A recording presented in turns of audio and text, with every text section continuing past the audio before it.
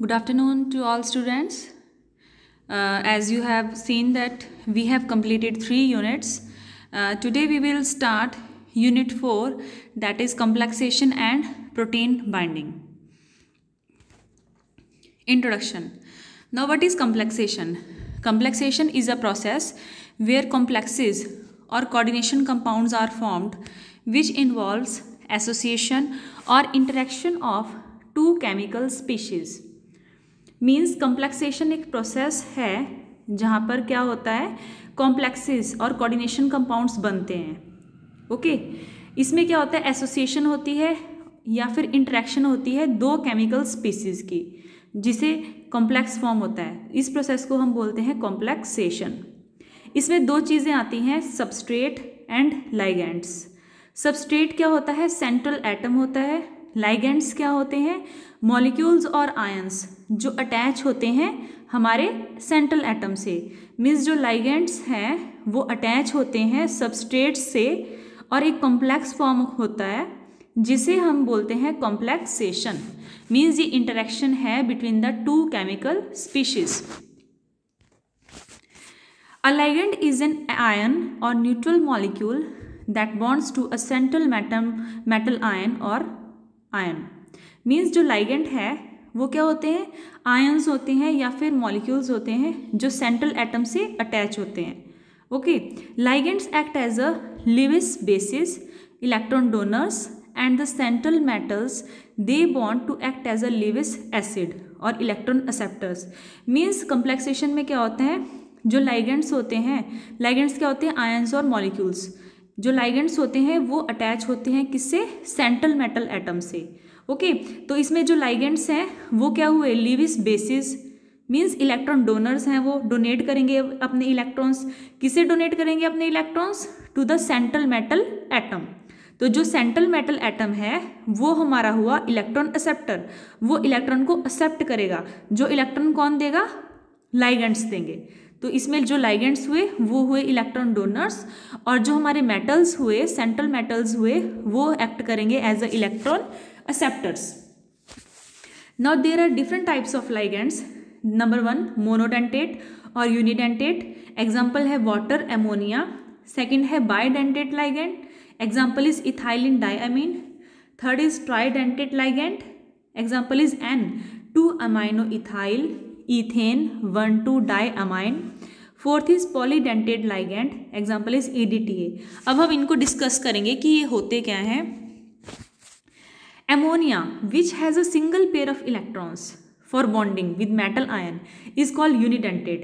Unidentate means और monodentate means जिसमें क्या है, हमारा सिंगल पेयर ऑफ इलेक्ट्रॉन्स हैं फॉर बॉन्डिंग, उसे हम बोलेंगे यूनिडेंटेट और सिंगल डेंटेट लाइगैंड.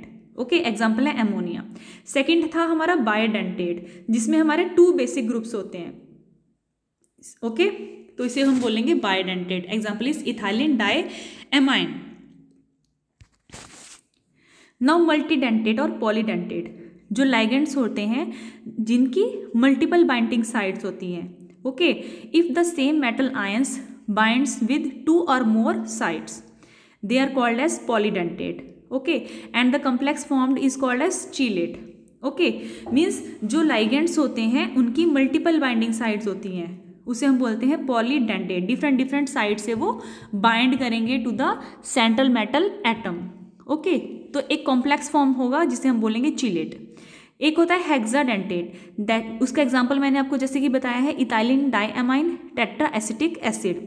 उसमें क्या होता है, 6 पॉइंट्स होते हैं अटैचमेंट के लिए. मीन्स जो लाइगेंड है उसमें 6 पॉइंट ऑफ अटैचमेंट है, 6 साइड से वो अटैच हो सकता है सेंट्रल आयन से to form a complex. Okay तो ये है हमारे different type of ligands. Now we will discuss the importance of complexation और what are the applications of complexation. Okay now first is once complexation occurs, the physical and chemical properties of the complexing species are altered. जैसे कि complex form होगा तो जो हमारे complexing species हैं उनकी जो फिजिकल और केमिकल प्रॉपर्टीज़ हैं वो चेंज हो जाती है. These properties include solubility, stability, partitioning, energy absorption and emission and conductance of the drug. Means 2 chemical species हैं जब वो केमिकल स्पीशीज एक दूसरे के साथ एसोसिएट होंगे, इंट्रैक्ट होंगे टू फॉर्म अ कॉम्प्लेक्सेशन होगा, तो उससे उनकी जो फिजिकल और केमिकल प्रॉपर्टीज़ हैं केमिकल स्पीशीज़ की, वो ऑल्टर हो जाती हैं, चेंज हो जाती हैं। कौन कौन सी प्रॉपर्टीज़? जैसे आपका स्टेबिलिटी हो गया, सॉल्युबिलिटी हो गया, पार्टीशनिंग हो गया, एनर्जी एब्जॉर्प्शन हो गई, एमिशन हो गई एंड कंडक्टेंस। तो ये प्रॉपर्टीज़ हमारी ऑल्टर हो जाती हैं, चेंज हो जाती हैं। Drug complexation can lead to beneficial properties such as enhancement of aqueous solubility, example theophylline complexation with ethylene diamine to form aminophylline, and stability, example inclusion complexes of labile drugs with cyclodextrin। जो drug complexation है हम ये क्यों करते हैं? To increase the solubility. तो कई drugs ऐसी होती है जिनकी एक्व सॉल्युबिलिटी को हम इंक्रीज करते हैं। क्यों करते हैं? Complexation to increase the solubility of different drugs. जैसे जो थियोफाइलिन है उसकी कॉम्प्लेक्सेशन करते हैं हम इथाइलिन डाइअमाइन से to form the aminophylline. Aminophylline की क्या है? एक्व सॉल्युबिलिटी अच्छी होती है। ओके, और इसमें क्या है? स्टेबिलिटी को हम एनहेंस करते हैं। कई ड्रग्स की स्टेबिलिटी को बढ़ाने के लिए उनको हम कॉम्प्लेक्स में चेंज कर देते हैं। एग्जाम्पल है इसका inclusion complexes of drugs with cyclodextrin. Cyclodextrin के साथ उनका कॉम्प्लेक्स फॉर्म कर देते हैं। Complexation also can aid in the optimization of delivery system. Example is ion exchange resins and affect the distribution in the body after systemic administration as a result of protein binding. Complexation की help से हम क्या करते हैं? कई जो हमारे drug delivery system होते हैं उनको ऑप्टिमाइज कर देते हैं। ठीक है, जिससे क्या होता है, जो हमारी ड्रग डिस्ट्रीब्यूट हो रही है हमारी बॉडी के अंदर, ओके, तो वो क्या होगी? अफेक्ट होगी as a result of protein binding. Okay, तो वो उनकी डिस्ट्रीब्यूशन को अफेक्ट करता है। ओके, जिससे हम क्या कर सकते हैं? ड्रग डिलीवरी सिस्टम को ऑप्टिमाइज कर सकते हैं। In some instances complexation also can lead to poor solubility और decreased absorption of drugs in the body. कई बार क्या होता है, कई ड्रग्स की जो सॉल्युबिलिटी होती है वो हमारी पुअर भी हो जाती है, डिक्रीज भी हो जाती है उनकी absorption. Okay, aqueous solubility of tetracycline decreases substantially when it complexes with calcium ions, and co-administration of some drugs with antacid decrease absorption from gastrointestinal tract। जैसे हमारा टेट्रासाइक्लिन है उसकी जो एक्व सॉल्युबिलिटी होती है वो डिक्रीज हो जाती है जब इसका हम कम्प्लेक्स बनाते हैं कैल्शियम आयन के साथ, या फिर हम इसकी एडमिनिस्ट्रेशन करते हैं विद एंटा एसिड, तो जो इसकी एब्जॉर्प्शन होती है जीआईटी ट्रैक में वो डिक्रीज हो जाती है। ओके, तो ये नहीं है कि कम्प्लेक्सेशन से हमारा सॉल्युबिलिटी इंक्रीज ही होगी, इससे हमारी सॉल्युबिलिटी और इसकी एब्जॉर्प्शन डिक्रीज भी हो सकती है कई ड्रग्स की। Drug complexation with hydrophilic compounds can enhance excretion. जब हम ड्रग्स की कम्प्लेक्सेशन करते हैं हाइड्रोफिलिक कंपाउंड के साथ, हाइड्रोफिलिक मीन्स वाटर लविंग, तो उनकी जो एक्सक्रीशन हो जाती है, एक्सक्रीट आउट होती है, वो इंक्रीज हो जाती है उसकी एक्टिविटी एक्सक्रीशन की। ओके, इंपॉर्टेंस ऑफ कम्प्लेक्सेशन में और आता है हमारा complexes can alter the pharmacologic activity of the agent by inhibiting interaction with the receptor। जब कोई भी ड्रग कॉम्प्लेक्स बनाती है तो उसकी फार्मेकोलॉजिक एक्टिविटी होती है, मैकेनिज्म ऑफ एक्शन होता है, वो क्या होता है? हमारा इनहिबिट हो जाता है। ओके, मीन्स उसमें अफेक्ट हो जाता है उसके फार्मेकोलॉजिक एक्टिविटी में। Okay, by inhibiting interactions with the receptor, उसकी रिसेप्टर के साथ इंट्रैक्शन नहीं हो पाती उस ड्रग की। जब हम उस ड्रग का कॉम्प्लेक्स बना देते हैं, कई ड्रग्स ऐसी है कि वो अपना फार्मेकोलॉजिकल एक्शन शो नहीं कर पाती, क्योंकि क्या हो जाता है, जिस रिसेप्टर के साथ उसने बाइंड करना था उस रिसेप्टर पे उसकी एक्टिविटी इनहिबिट हो जाती है कॉम्प्लेक्स फॉर्म की वजह से। Okay, complexation of the ligand with a substance molecule can occur as a result of coordinate covalent bonding or one or more following non covalent interaction. जो ligand और substrate molecule की complexation होती है, okay, वो कौन कौन सी interactions की वजह से होती है? Van der Waals forces, dipolar forces, electrostatic forces, hydrogen bonding, charge transfer, hydrophobic interactions. Okay, तो ये फोर्सेस होते हैं जिसकी वजह से इंट्रैक्शन होती है हमारी लाइगेंड की और सबस्ट्रेट की। Now application of complexation in pharmacy. Complex forming has been used to alter the physiochemical and biopharmaceutical properties of the drug okay जैसे मैंने आपको समझाया, इसमें physical and biological properties drug की चेंज हो जाती है। In various types of poisonings chelating agents are used as antidote in heavy metal poisoning. जब हैवी मेटल पॉइजनिंग होती है जैसे कि डाइमर कैप्रोल, जब मर्क्यूरी और आर्सेनिक की पॉइजनिंग होती है तो हम एंटीडोट देते हैं डाइमर कैप्रोल। डाइमर कैप्रोल क्या कर देता है, ये इसकी पॉइजनिंग को क्या करता है, अफेक्ट करता है। ओके एज ए एंटीडोट हम देते हैं। In drug absorption and bioavailability from various dosage form, heparin an ionized drug of rather high molecular weight is not absorbed from GIT. However, in presence of EDTA or surfactant such as SLS, dioctyl sodium sulfosuccinate, intestinal absorption of heparin is increased.